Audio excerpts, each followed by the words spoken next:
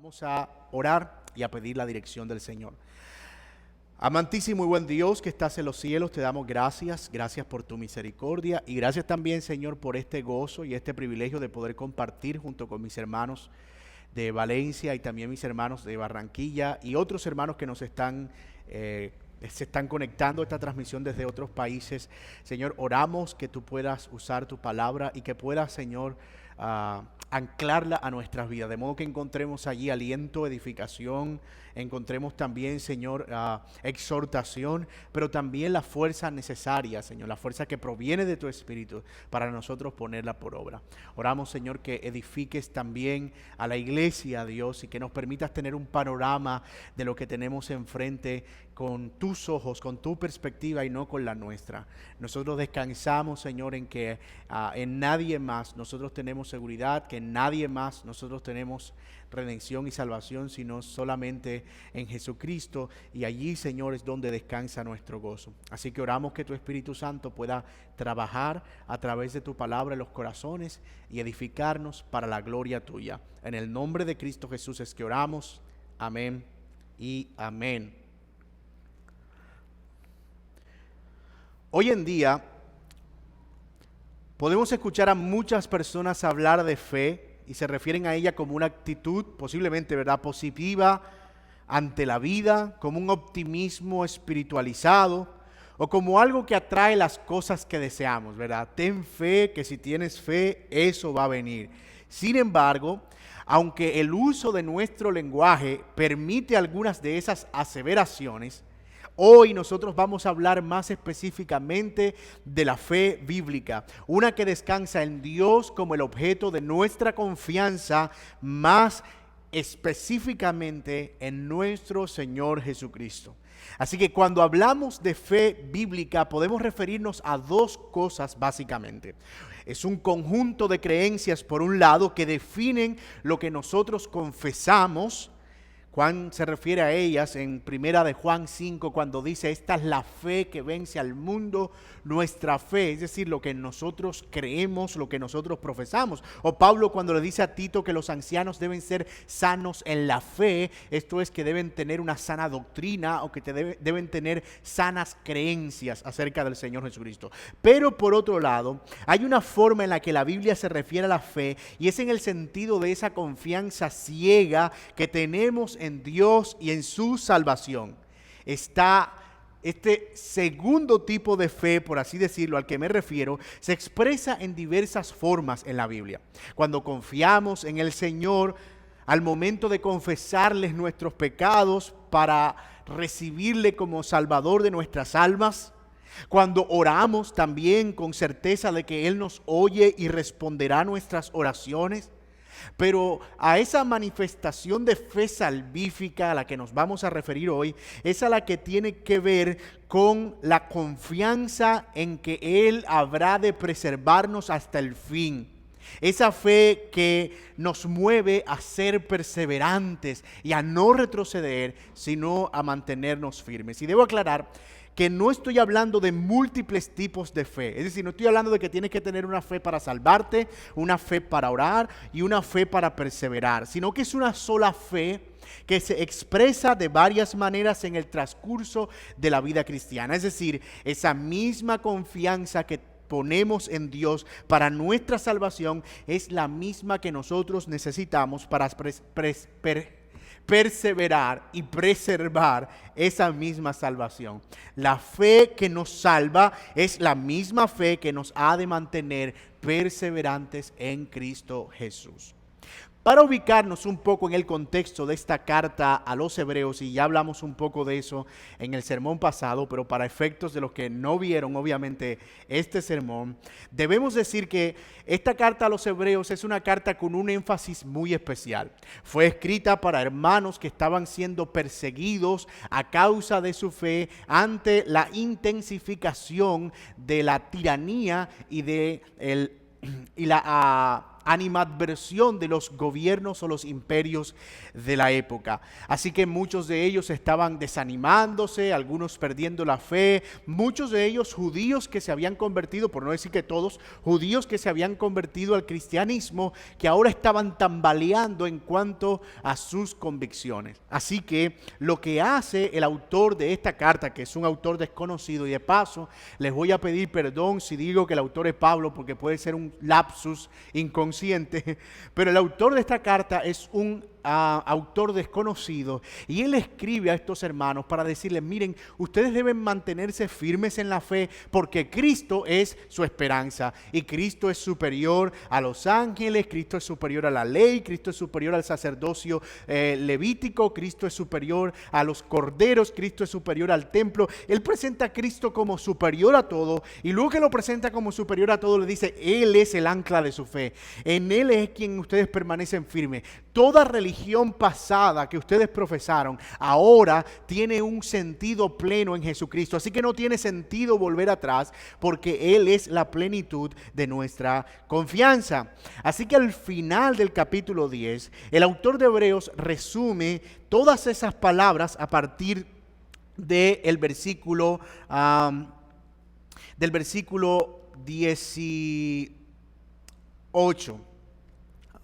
19, perdón. Así que, hermanos, teniendo libertad para entrar en el lugar santísimo por la sangre de Jesucristo, por el camino nuevo y vivo que Él nos abrió a través del velo, eso es de su carne, y teniendo un gran sumo sacerdote sobre la casa de Dios.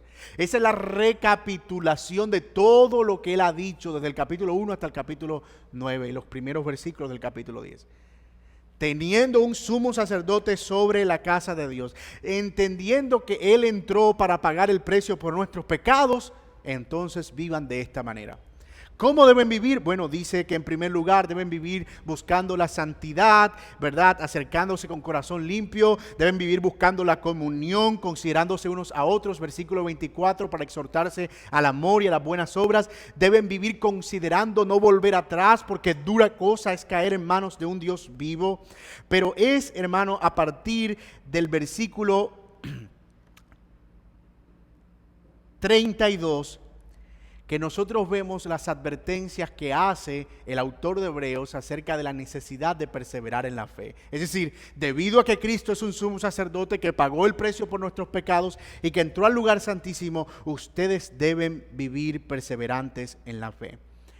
Es interesante que el autor dedica casi los 3 capítulos, 10, 11 y parte del 12, a hablar de cómo se ve esa fe perseverante, en qué consiste esa fe perseverante. Y nos encargaremos de ver esto a la luz de 3 encabezados.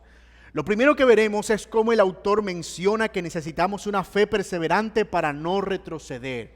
Ese va a ser nuestro primer encabezado. Luego, el autor muestra algunos ejemplos de una fe perseverante en los grandes hombres del pasado, y eso determinará nuestro segundo encabezado, y finalmente nos conduce a mirar a la meta de esa fe perseverante en el Salvador Jesucristo. Así que de allí toman nombre nuestros 3 encabezados o nuestros 3 puntos en esta mañana. El primero, el llamado a una fe que no retrocede, ejemplos, segundo, de una fe que no retrocede, y el tercero, la meta de una fe que no retrocede. El llamado, los ejemplos y la meta de una fe que no retrocede. Miren conmigo el versículo 32 al 34 para que veamos cuál es el énfasis del autor en este primer encabezado, el llamado a una fe que no retrocede. Dice: pero traed a memoria los días pasados en los cuales, después de haber sido iluminados, sostuvisteis gran combate de padecimientos. Por una parte,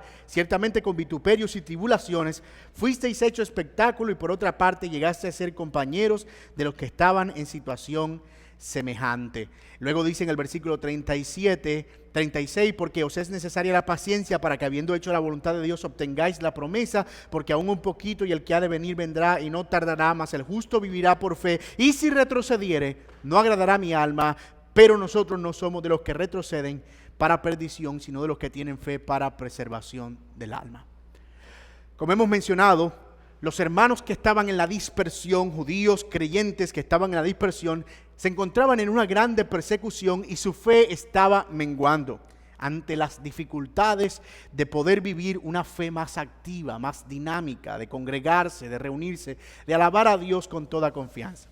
Pero vemos cómo el autor apela en primer lugar a su experiencia de conversión pasada, cómo ellos estuvieron en su momento dispuestos a perderlo todo con tal de agradar al Señor. Nótenlo en los versículos 34. Recuerden, traigan a memoria cómo fueron ustedes iluminados y cómo sostuvieron gran combate. Cómo ellos incluso estuvieron perdiendo las pertenencias con tal de agradar al Señor Jesucristo. El 33 dice: por unas partes ciertamente con vituperios y tribulaciones fuisteis hecho espectáculo, y por otra llegaste a ser compañeros de los que estaban en una situación semejante. Y dice el 34, porque de los presos también os compadecisteis, y el despojo de vuestros bienes sufristeis con gozo. Noten lo que está haciendo el autor. Él está diciendo: miren, yo sé que ustedes están ahora padeciendo y están flacos en su fe y quieren volver atrás, pero recuerden cuando ustedes creyeron. Recuerden los primeros pasos que ustedes dieron en la fe. Recuerden cómo ustedes empezaron a vivir una fe tan perseverante que no les importaba que les despojaran de todos sus bienes y de todo lo que poseían. Y eso es bien interesante, mis amados, porque el apóstol, autor de esta carta, está atribuyéndole cierta reputación a nuestra experiencia de conversión, a cómo entendemos el hecho de que Dios nos haya pasado de muerte a vida. Pero ya hablaremos un poquito más de eso en el aspecto aplicativo de este punto. Lo otro que el autor hace es en el versículo 35 al 38, ya no les dice miren hacia atrás su experiencia de conversión, sino miren hacia adelante, a la meta del supremo llamamiento. Miren a la esperanza futura en los cielos, que está guardada para los que esperan su venida, una que no tardará. Nota, mi hermano, que eso no solo es interesante, sino emocionante. Ustedes están desanimados, están perdiendo su fe. Recuerden su experiencia pasada de conversión y todo lo que perdieron, que esto no es nada para lo que ustedes vivieron, pero ahora miren hacia adelante. Miren todo lo que les espera. Miren todo lo que les aguarda y toda la esperanza que hay para nosotros en los cielos. No pierdan vuestra confianza. Sean pacientes, dice en el versículo 36, para que habiendo hecho la voluntad de Dios, obtengáis la promesa. No cabe duda, mi hermano, si esto es algo que mencionamos en el sermón pasado, que nuestra lucha en medio del sufrimiento es también una lucha mental, de cosas que olvidamos y de cosas que dejamos de ver como debemos verla. Olvidamos lo que Dios ha hecho en nosotros, pero también olvidamos lo que Dios hará. Y cuando nosotros nos desconectamos de esa realidad espiritual, el sufrimiento se intensifica. Bueno, no es que la presión externa que produce el sufrimiento se intensifique, pero sí la manera en que nosotros lo estamos percibiendo. Así que el autor toma prestadas unas palabras de Habacuc 2, 3 y 4 para referirse a que el Señor cumplirá su promesa de aparecer. No pierdan la esperanza, versículo 37, porque aún un poquito y el que ha de venir vendrá y no tardará, mas el justo por la fe vivirá. No tenemos ningún motivo para dudar del regreso del Señor. Ahora, esta referencia a Habacuc es una referencia muy interesante, porque lo que está en la mente del autor al citar eso, es ese pasaje donde el Señor le está diciendo a Habacuc que la promesa de que Él va a destruir a Israel por su pecado y que va a usar a Babilonia como quien va a ejecutar ese juicio no va a tardar, va a venir. Así que lo que Él quiere enfatizar es el hecho de que el Señor aparecerá en los cielos, sí, pero aparecerá para juzgar y aparecerá para ejecutar sus juicios, dice la palabra. Mas el justo por la fe vivirá, mas el justo por la fe podrá mantenerse en pie. Entre aquellos que retienen su verdad, ellos podrán sostenerse delante del Señor. Entre tanto, los que retrocedan, dicen, no agradarán mi alma. Y antes en el capítulo 10 ha dicho, y dura cosa es caer en las manos de un Dios vivo. Esta es una advertencia no solo a la necesidad de perseverar en la fe, no es solo un llamado de ser perseverante, sino que es una advertencia a no dejar de perseverar. Porque cuando el Señor aparezca, Él ejecutará su juicio y aquellos que retrocedan no agradarán mi alma, dice el texto. Pero deja claro inmediatamente el autor que nosotros no somos de los que retroceden para perdición. Y eso es hermoso. Nosotros no somos de los que retroceden para perdición, de los que han sido puestos para ese juicio, sino que nosotros hemos sido puestos para ser preservados por Dios. Y eso, hermanos, es lo que nosotros llamamos la seguridad de nuestra salvación. Que aquellos que han sido amparados por Dios, por quienes Cristo pagó un alto precio en la cruz, salvándolo de sus pecados, no se perderán, sino que serán guardados de la hora de la prueba. Ojo, sin que eso signifique que no deben esforzarse en perseverar. Lo estamos viendo. El que retrocediere no agradará a mi alma. Así que esa advertencia es en ese sentido. Los que son de Dios habrán de perseverar hasta el fin, viviendo de acuerdo con la palabra de Dios. Algunas personas dicen, pero tú puedes decir que todas las personas van a ser salvadas una vez son salvadas. O sea que si alguien vive en pecado y se aparta y vive una vida corrompida, entonces esa persona de todas maneras es salva porque ya confesó al Señor. No, para nada enseña la Biblia eso. Lo que podemos afirmar es que una persona que vive de esa manera, que vive una vida de pecado, que vive una vida que no persevera, simplemente es una persona que no es de Dios, que ha hablado acerca de Dios y que cree que confía en Dios, pero su fe es una fe falsa. Los verdaderos hijos de Dios tienen la evidencia de la perseverancia como la marca de que ciertamente son hijos de Dios. Una perseverancia en la fe firme e inquebrantable hasta el fin, en santidad, en devoción y en sometimiento a la voluntad de Dios. Quiero mencionar algunas implicaciones prácticas en este primer punto. Lo primero, los hermanos receptores de esta carta habían comenzado su carrera en la fe con mucha determinación, pero pronto fueron acomodándose hasta que fueron perdiendo su compromiso con el llamado de Dios. Y yo me temo, mis amados, que eso pasa mucho entre nosotros hoy en día. Comenzamos dispuestos a perderlo todo, renunciamos a todo por seguir al Señor, pero conforme va pasando el tiempo, pareciera que vamos adquiriendo supuestamente más madurez y ya estamos dejando de ser tan emocionales. Y entonces ese fervor se va apagando. Tanto que tú puedes ver a algunas personas decir, mira, está en el primer amor. Él está como cuando uno es nuevo creyente. Y yo lo que no me explico todavía es cuándo uno deja de amar y cuál es el segundo amor, ¿cómo es? Es decir, no se supone que nosotros deberíamos vivir en el amor permanente.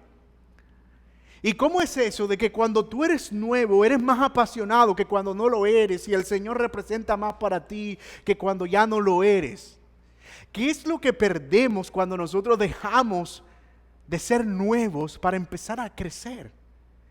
¿No debería más bien en la medida en que nosotros crecemos en el Señor y en el conocimiento de su verdad, aumentar nuestro fervor y nuestra pasión por Cristo?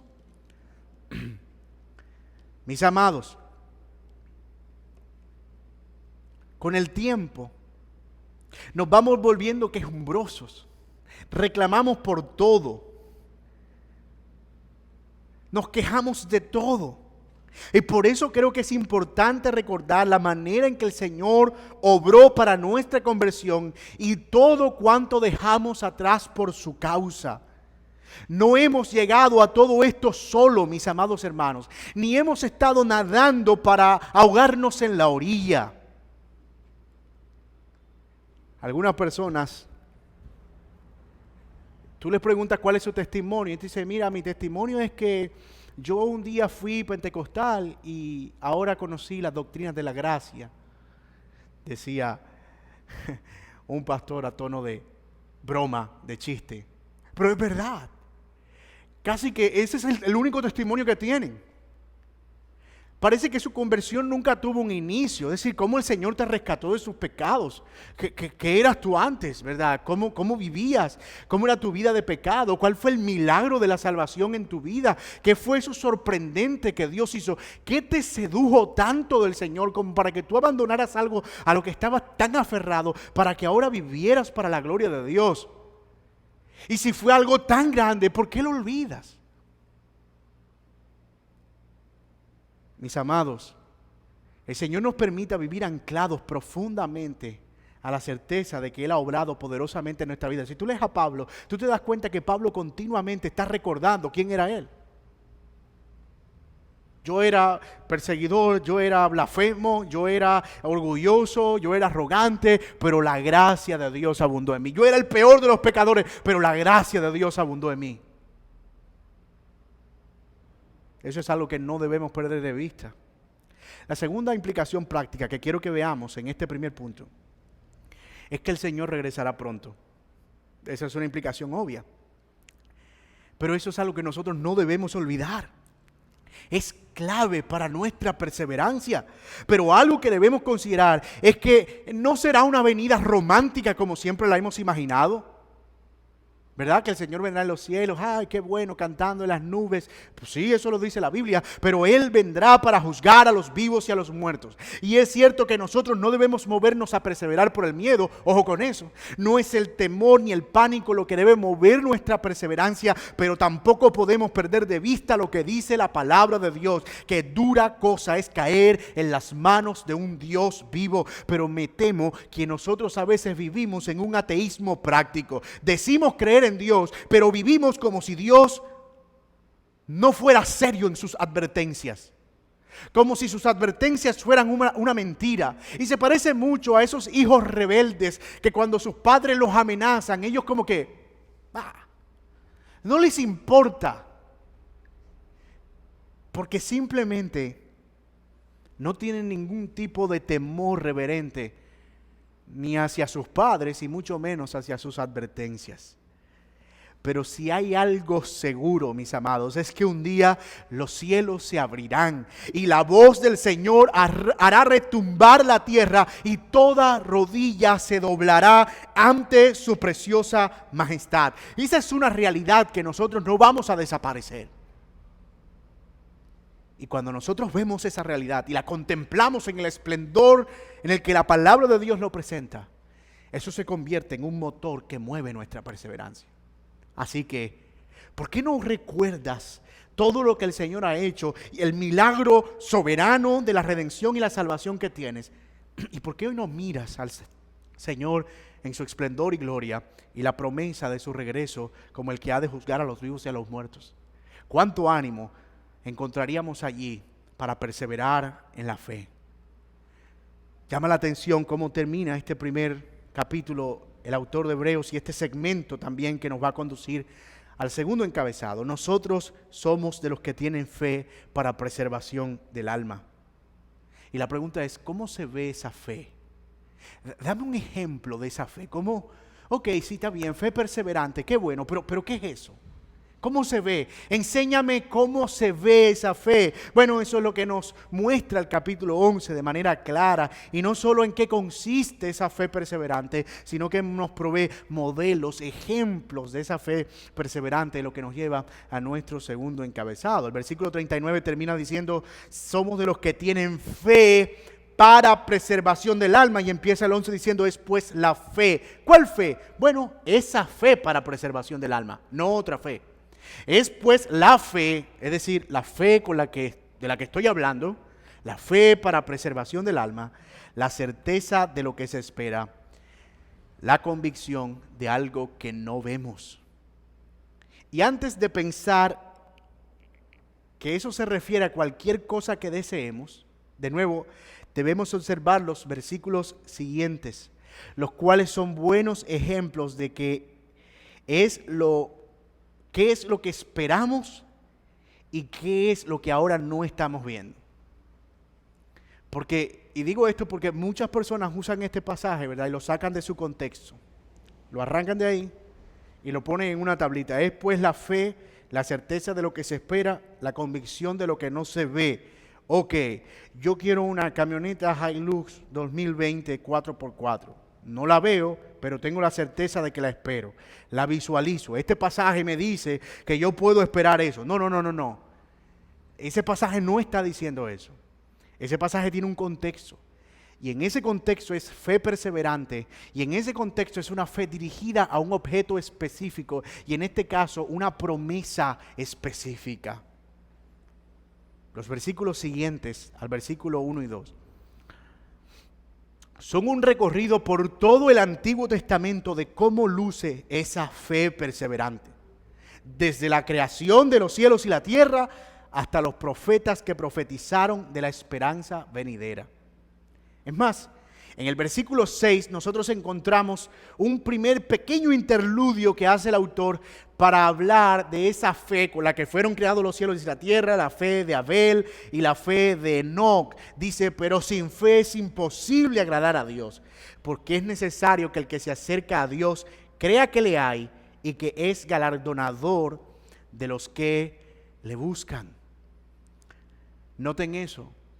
En este primer interludio, él afirma, el autor, que la fe es necesaria para agradar a Dios y que al final él traerá también un galardón para aquellos que le buscan. Luego sigue poniendo una serie de ejemplos, sigue poniendo a Abraham como ejemplo, y luego que termina ese ejemplo de Abraham, leemos en el versículo 10 un segundo interludio. Dice, porque esperaba la ciudad que tiene fundamentos, cuyo arquitecto y constructor es Dios.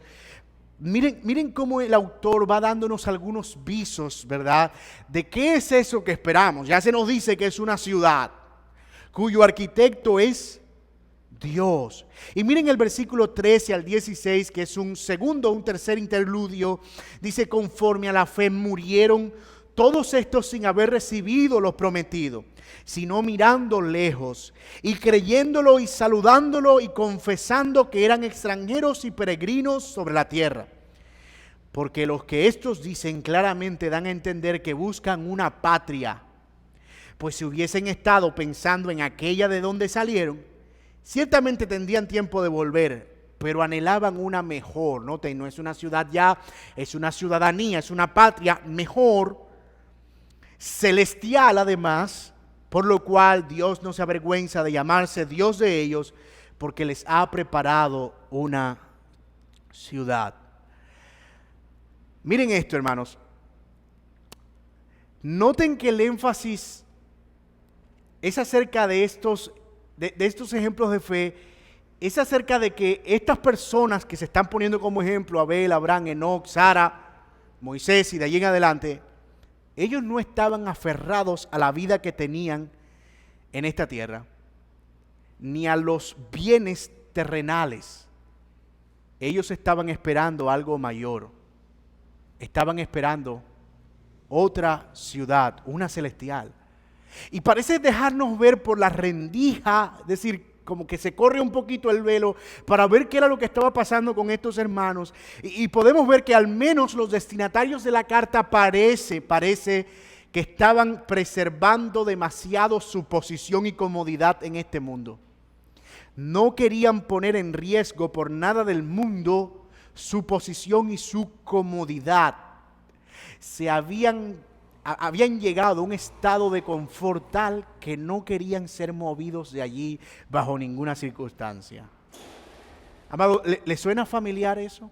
¿Le suena familiar? ¿Con cuánta frecuencia nos aferramos a las cosas de este mundo? Mire, mucho de lo que consideramos padecimientos no son más que pérdidas de lo que nosotros consideramos valioso en esta tierra. Puede ser que ocasione cierto dolor, pero ese dolor se intensifica precisamente por lo aferrados que estamos a las cosas de este mundo. No es tanto una persecución de que se nos está yendo la vida y es que estamos sufriendo por causa de Cristo y es que si yo confesé a Cristo y estoy perdiéndolo todo. No.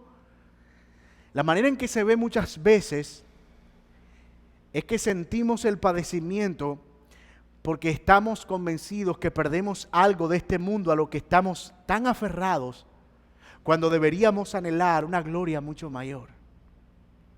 El énfasis del autor es este. Miren, hermanos, estas personas que yo les estoy citando de ejemplo, lo que están dejando en evidencia es que el problema de ustedes no es tanto de persecución. El problema de ustedes es de percepción de lo que están perdiendo. Porque estas personas lo perdieron todo, pero ellos vivieron como si nada, con su mente puesta en el blanco, porque ellos entendían que eso que perdían no lo era todo, ellos anhelaban una ciudad mejor. Eso tiene muchísimo sentido. Muchísimo sentido. Pero los versículos 33 al 38 es un epílogo. Él recoge todo esto que ha dicho en el capítulo 11. Y mira lo que dice en los versículos 33 al 38. Después de citar una larga lista de personas que participaron en grandes padecimientos a lo largo del Antiguo Testamento, esto es lo que dice el versículo 33. Vamos a leer del 32. Dice, ¿qué más digo? Porque el tiempo me faltaría, contando de Gedeón, de Barak, de Sansón, de Jefté, de David, así como de Samuel y de los profetas, que por fe conquistaron reinos. Gracias, hermano. Muchas gracias. Que por fe conquistaron reinos, hicieron justicia, alcanzaron promesas, taparon bocas de leones, apagaron fuegos impetuosos, evitaron filo de espada, sacaron fuerzas de debilidad, se hicieron fuertes en batalla, pusieron en fuga ejércitos extranjeros. Las mujeres recibieron sus muertos mediante resurrección, mas otros fueron atormentados, no aceptando el rescate a fin de obtener mejor resurrección. Otros experimentaron vituperios y azotes, y más de estos prisiones y cárceles. Fueron apedrados, aserrados, puestos a prueba, muertos a filo de espada. Anduvieron de acá para allá cubiertos de pieles de ovejas y cabras, pobres, angustiados, maltratados, de los cuales el mundo no era digno, errando por los desiertos, por los montes, por las cuevas y por las cavernas de la tierra. Y todos estos, aunque alcanzaron buen testimonio mediante la fe, no recibieron lo prometido, proveyendo Dios alguna cosa mejor para nosotros, para que no fuesen ellos perfeccionados aparte de nosotros.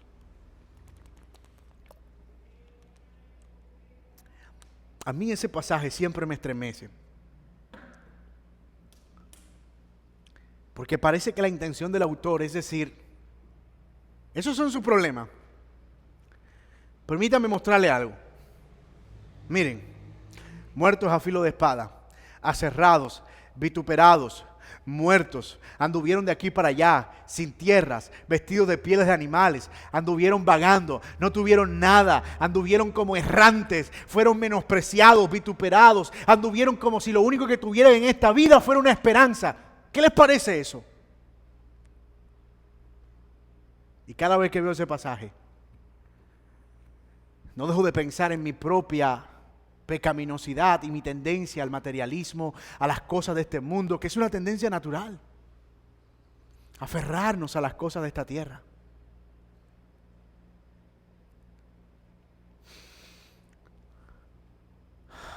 El versículo 39 es bien llamativo porque dice que ellos no recibieron lo prometido. Dice, todavía no nos dice qué es eso prometido, aunque ya tenemos unas pistas, ¿verdad? Una ciudad, es una ciudad celestial, es una ciudad futura, es un reino, es una ciudadanía. Pero nosotros estamos seguros que era la salvación y la liberación definitiva de los sufrimientos, la cual, por cierto, todavía nosotros no experimentamos. El fin de sus dolores y sus quebrantos, la eternidad. La eternidad. Pero hay algo más. Dice, todo eso sucedió. Versículo 40. Proveyendo Dios alguna mejor cosa para nosotros, para que no fuesen ellos perfeccionados aparte de nosotros. Eso lo que quiere decir es que todo eso sucedió para que ellos no llegaran a la meta sin nosotros. Ellos vivieron de toda esa manera y sufrieron todo eso, y Dios lo permitió así, y ahora Dios proveyó para nosotros el ser esperados por ellos para correr con ellos. La imagen que está en la mente del autor es la de un atleta que corrió toda su carrera con gran dolor y sacrificio, pero que en algún momento de la carrera se detiene para ver correr ahora a los que venían detrás. En la antigua Roma se habían adoptado algunas competiciones que venían del Imperio griego, y una de estas competiciones era llamada lampadedromia. Lampadedromia. Yo sé que eso es un nombre bien extraño, es un nombre griego, pero básicamente es lo que nosotros hoy conocemos como carrera de relevos por equipo. Que es esa carrera en que una persona va y lleva un testamento, una estafeta, y llega un compañero y le entrega la estafeta y el compañero sigue corriendo hasta que el equipo llega al final. Claro que en aquella época el testamento era una antorcha, de allí proviene de hecho eso de los Juegos Olímpicos y de cargar la antorcha, que uno la suelta y que otro la lleva. Y eso es lo que está en la mente del autor en ese momento. Así que es como si fuera una carrera de relevos, dice él. Todos estos hombres del Antiguo Testamento padecieron, pero ellos no llegaron a la meta. Sin embargo, nos entregaron la antorcha. Y ahora ustedes son los que corren, pero no corren solos. Y eso es lo que nos lleva a nuestro tercer y último encabezado. En el capítulo 12, miren lo que dice: por tanto nosotros también, teniendo en derredor nuestro una tan grande nube de testigos. ¿Cuál nube de testigos? Todos esos hombres del pasado que padecieron de muchas maneras y que ahora son espectadores, que ven cómo nosotros corremos sosteniendo la antorcha. Y déjame decirte, hermano, qué vergüenza. Muchas veces, cuando nosotros, frente a esta nube de testigos, consideramos padecimientos cosas que ni siquiera son padecimientos. Y nuestra fe perseverante se ve amenazada por cosas que ni siquiera deberían mover un ápice de nuestra confianza. Ellos son nuestros testigos, los espectadores de nuestra carrera. Esa es la nube de testigos a la que se refiere la palabra de Dios. Una carrera muy particular, porque el texto dice en el versículo 12 que teniendo en derredor nuestro toda esta nube de testigos, despojémonos de todo el peso del pecado que nos asedia y corramos con paciencia o con perseverancia la carrera que tenemos por delante. Por eso titulamos este encabezado: la meta de una fe que no retrocede. La meta de una fe perseverante es precisamente continuar, seguir corriendo. Pero noten esto, todavía él no pierde, el autor, de su mente la analogía con el deporte, con la carrera de relevos. Porque él dice: despójense de todo peso que los asedia. Y es curioso porque precisamente en la antigua Roma y Grecia, en estas competencias los competidores estaban desnudos completamente. O sea, ellos corrían desnudos para evitar que cualquier prenda que tuvieran encima hiciera resistencia al viento y eso fuera un problema durante la competencia. Obviamente el autor de Hebreo no está diciendo aquí que ustedes tienen que vivir la vida cristiana desnudos, pero él está diciendo en sentido figurado: despójense de todo el pecado. El peso del pecado que nos asedia. En otras palabras, muchas de las cosas que impiden que nosotros corramos perseverantemente la carrera de la fe es el peso del pecado que nosotros estamos cargando. Y es muy posible que este fuera el problema de estos hermanos a quienes él tuvo que recordarle que Cristo era su Salvador, que Cristo era su sacerdote, que Cristo había pagado por sus pecados, que ellos no tenían que estar cargando esa carga. Y allí, hermano, ¿por qué debemos recordarnos el Evangelio cada día? Porque allí nosotros ponemos la ropa del pecado continuamente en Cristo Jesús. Pero no solo eso, dice que debemos correr con paciencia, con perseverancia, la carrera que tenemos por delante. Nosotros somos llamados a correr libres de cualquier estorbo, del pecado principalmente, pero también a ser perseverantes. Lo otro que se nos dice acerca de esta carrera, y esto es bien interesante, es que debemos poner nuestros ojos en Cristo Jesús. Miren lo que dice el versículo 2. Puestos los ojos en Jesús, el autor y consumador de la fe, el cual por el gozo puesto delante de él sufrió la cruz, menospreciando el oprobio, y se sentó a la diestra del trono de Dios. Él es el autor y consumador de nuestra fe. En otras palabras, hay uno que ya cruzó esa meta en medio de dolores y sufrimiento, pero ahora es nuestra fuente de aliento. Y Él es quien provee esa perseverante fe para nosotros no retroceder, sino seguir caminando hacia adelante. Yo quiero imaginármelo así. Nosotros hemos recibido el testamento y las promesas que aquellos del pasado no vieron con claridad. Nosotros las vemos con mucha más claridad ahora. Cristo nos dio toda esa claridad. Son promesas seguras para nosotros. Están claramente descritas ya en la palabra de Dios. Y ahora corremos. Pero corremos libres del pecado. Corremos perseverantemente. Miramos alrededor nuestro esta gran nube de testigos y encontramos aliento. Y miramos al frente y al otro lado de la meta, los brazos del Salvador están abiertos. Como un padre que espera a su hijo cuando corre su primera carrera de 100 metros plano. Él está esperando que su hijo cruce. Y de paso, no es una carrera en la que hay que llegar primero. Es una carrera en la que hay que llegar. Y es posible que al llegar en esa carrera, nuestras piernas estén rotas, como veremos en un momento, las rodillas paralizadas, los brazos caídos, los ojos afuera, la sangre saliendo. Pero al otro lado de la meta, los brazos de nuestro Salvador. Pongan los ojos ahí. El autor y consumador de nuestra fe. Él es la meta de nuestra fe para no retroceder, para perseverar hasta el fin. El autor dice, considérenlo a Él, mírenlo fijamente a Él. Él padeció injustamente y sufrió gran dolor de parte de sus contradictores, pero la clave estuvo de nuevo. Él menospreció por todo las cosas de esta tierra y se aferró al gozo que tenía por delante. Allí está la clave. Así vivieron los del pasado y así Cristo nos dio ejemplo. Menospreció las cosas de este mundo para aferrarse a una esperanza futura.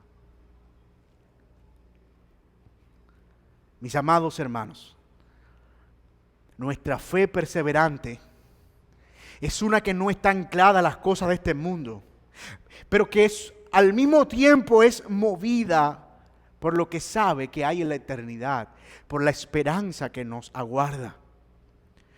Fue así, de nuevo, como vivieron los grandes hombres del pasado y perseveraron hasta el fin. Y fue así como Cristo soportó tanto dolor para luego sentarse a la diestra de Dios. Y es así como somos llamados a perseverar nosotros para entrar a las glorias eternas.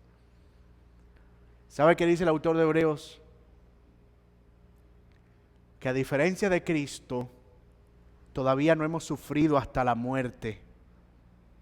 Dice el versículo 4, porque aún no habéis resistido hasta la sangre combatiendo contra el pecado. Mucho de lo que nosotros llamamos sufrimiento y dolor no es más que deseo por las cosas de este mundo que no es satisfecho. Pero la gran mayoría aún no sabemos lo que es verdaderamente sufrir por Cristo. Tal vez haya alguien, perdóneme, yo no quiero ser insensible. Tal vez haya alguien que me ve que sí está sufriendo realmente a causa de Cristo. Pero la gran mayoría de nosotros no hemos recibido el primer rasguño que nos saque sangre a causa de padecer por el Señor. Ninguno. Bueno, de nuevo, tal vez haya alguno entre nosotros y no lo sabemos. Y ese pensamiento debe gobernar nuestra mente. Para ya dejar de victimizarnos y pensar que el mundo se acaba cuando enfrentamos problemas como perder el empleo, enfermarnos o que se nos caiga el internet. O pensar que es la persecución de la vida porque no nos permiten congregarnos por un virus. Oh, mira cuánto padecimiento. Oh, mira cuánto dolor. Es cierto, hermano, nosotros estamos sufriendo muchísimo por no poder congregarnos. Pero cuando miramos esto a la luz de los padecimientos de Cristo,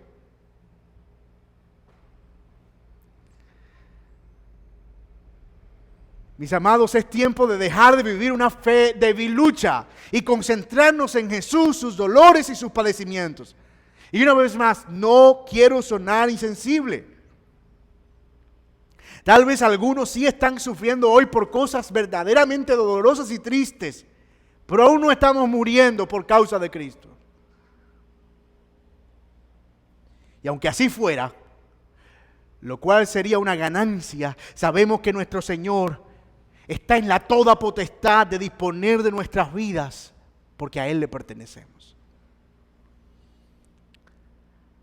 Así que, luego de mostrar los padecimientos como parte de una disciplina en los versículos siguientes, porque la pregunta es, ok, si nosotros no estamos entonces padeciendo hasta la sangre, y si no debemos mirar las cosas de este mundo para aferrarnos a ella y más bien mirar hacia el futuro con esperanza para poder perseverar, ¿por qué Dios permite entonces todo esto que pasa? Sí, está bien que no es de muerte, pero es una realidad que estoy viviendo, es un sufrimiento, es un dolor que me produce. ¿Por qué? Mi hijo está rebelde, mi esposa no es creyente, o mi esposo, hay infidelidad, mi matrimonio se acaba, no tengo empleo, a veces como a duras penas. Oh, sí, no me estoy muriendo, pero ¿qué es esto? Dice el autor de Hebreos. Bueno, es la disciplina del Señor. Como un padre que ama a sus hijos, los disciplina, y esa disciplina no parece ser causa de gozo, pero tranquilos, es por vuestro bien, produce fruto apacible de justicia. ¿Sabe qué se parece eso, hermano? Se parece al hijo. Pues a veces yo le pego a mi hijo, ¿verdad? Porque pasó algo, y entonces le pego, y ellos lloran como si se estuvieran muriendo. ¡Ay! Tú no me quieres, tú no me amas, me estás matando. Y uno se siente culpable, ¿verdad? Pero yo lo estoy corrigiendo por su bien, pero la percepción que él tiene, que no hay amor, que lo estamos matando, y es una palmada. Así nos vemos a veces. Digo, cálmate, solo te estoy disciplinando. Yo solo te estoy disciplinando por tu bien. Así como el padre que ama a su hijo lo disciplina. Así, hermanos, el Padre celestial nos disciplina a nosotros. Y Él pone el ejemplo de nuestros padres terrenales. Es un ejemplo vivo. Esa es la razón por la que tal vez estos padecimientos que vienen y son padecimientos cotidianos, normales dentro del plan de Dios. Tienen ese propósito de hacernos más semejantes a Cristo. Así que al final, al entender que todos estos padecimientos son parte de una disciplina del Señor, el autor termina en el versículo 12 esta reflexión acerca de la fe perseverante con las siguientes palabras: levantad las manos caídas y las rodillas paralizadas y haced sendas derechas para vuestros pies. Yo no sé si usted lo nota, pero el autor está usando un lenguaje entre consolador y exhortador al mismo tiempo. Exhortativo. Miren, ánimo, levántense, levanten las manos, fortalezcan los pies, vamos, cobren ánimo, levántense, caminen hacia adelante, hay mucho por recorrer, el Señor está al final de la meta, pero al mismo tiempo, caminen derecho y hagan sendas derechas para vuestros pies, para que los que vienen detrás no se salgan del camino. Porque ustedes no son los únicos que están corriendo. Para que el cojo no se salga del camino, sino que sea sanado. Porque hay otros que van viendo vuestra perseverancia. Nosotros estamos moldeando una generación. Y estamos moldeando cómo sufre nuestra generación para la generación que viene. Y yo no sé si se ha dado cuenta, pero si uno pensara en las generaciones pasadas, uno pudiera hacer memoria desde los padres de la iglesia hasta los días de la Reforma, incluso en el Gran Despertar. Nosotros vemos que los padecimientos eran, misioneros que morían comidos por caníbales. Y hace poco murió un hermano, ¿verdad?, con los centineses por allá. Eso fue una cosa tremenda. Bendito Dios, ese fue un acto de valentía. Pero los noticieros se llenaron de eso y pareció la cosa más extraordinaria de la vida. Y ese era el pan diario en nuestras generaciones pasadas. Personas que desaparecieron, que no sabemos, se fueron un día y nunca más volvieron. Pero poco a poco las generaciones van marcando un camino en cuanto al sufrimiento y el dolor y en cuanto a cómo lo enfrentan. Y esa fe perseverante va moldeando. Y nosotros tenemos esa gran responsabilidad sobre nuestros hombros, con nuestros hijos, pero también con nuestra generación. Mis amados hermanos, ¿qué es lo que hemos visto hasta aquí entonces? Hemos visto que el Señor nos llama a ser perseverantes en la fe y a no retroceder, recordando la obra salvífica y todo cuanto costó nuestra salvación en la cruz y nuestra redención, pero al mismo tiempo mirando hacia el futuro, la esperanza gloriosa que tenemos en Cristo Jesús. Hemos visto también que esa fe nos ha sido modelada, nos ha sido moldeada por hombres que caminaron menospreciando las cosas de este mundo para alcanzar una patria que no veían. Nosotros ahora, con mejores y nuevas promesas y con Cristo al otro lado de la meta, somos llamados a correr abandonando el pecado, pero corriendo hacia Él, perseverante y pacientemente, sabiendo que nuestros dolores y padecimientos no son el final de nuestras vidas, sino que son lo que Dios utiliza para nuestra disciplina y corrección. Así que esto que creemos que Dios está usando para nuestro dolor no es más que su plan y su buen propósito para nuestras almas. Así que mi hermano, si hay algo que quieres recordar de este sermón, el Señor nos llama a una fe perseverante que no retrocede, que menosprecia las cosas de este mundo por alcanzar una gloria eterna y que padece con esa perspectiva de la eternidad, de lo que nos espera. Mi amigo, si tú no tienes al Señor Jesucristo, si tú todavía no eres salvo, es posible que tú no tengas una meta hacia dónde apuntar y estés corriendo hacia un camino y luego te devuelvas y corras hacia otro. Y es muy posible que tampoco estés contemplando estos padecimientos de manera correcta. Que estés pensando que estos padecimientos son el fin de la vida y la existencia para ti. Pero déjame decirte, hay esperanza. Cuando tú vienes al Señor Jesucristo y entonces te paras al lado de Él y ves tus padecimientos al lado de los padecimientos de Cristo, no encuentras más que gozo y ánimo para seguir perseverando hasta el final. No tienes por qué morir intentando soportar en tus propias fuerzas, porque en Cristo hay gracia suficiente para ti si vienes a Él hoy. Mi amigo, si tú confiesas al Señor como tu Salvador, Él estará al otro lado de la meta también para ti. Y no importa cuánto tengas que correr y cuánto tengas que sufrir en el camino, cuando llegues Él te abrazará y entrarás con Él. Y no habrá llanto, ni dolor, ni sufrimiento, ni tristeza, porque Él enjuagará toda lágrima de nuestros ojos. Mis amados, que el Señor nos ayude a tener una fe perseverante, que no retrocede ante el sufrimiento y el dolor. Que así sea. Oremos juntos en esta mañana. Querido y buen Dios que estás en los cielos, ha sido un gozo y un privilegio poder compartir tu palabra y poder ser confrontado por ella en esta mañana.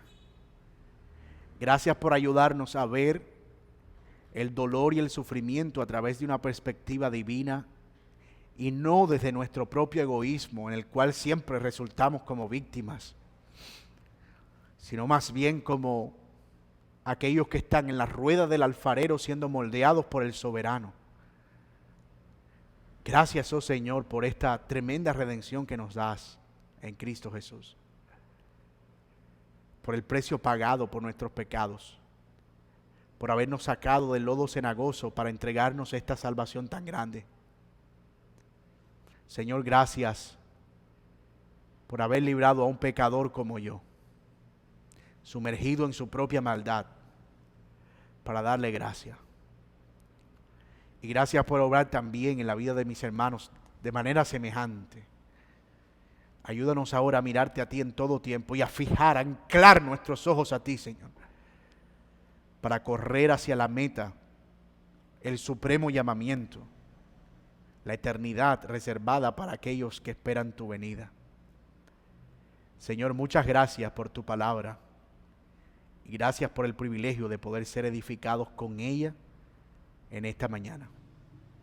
Oramos en el nombre y en los méritos de Cristo Jesús. Amén.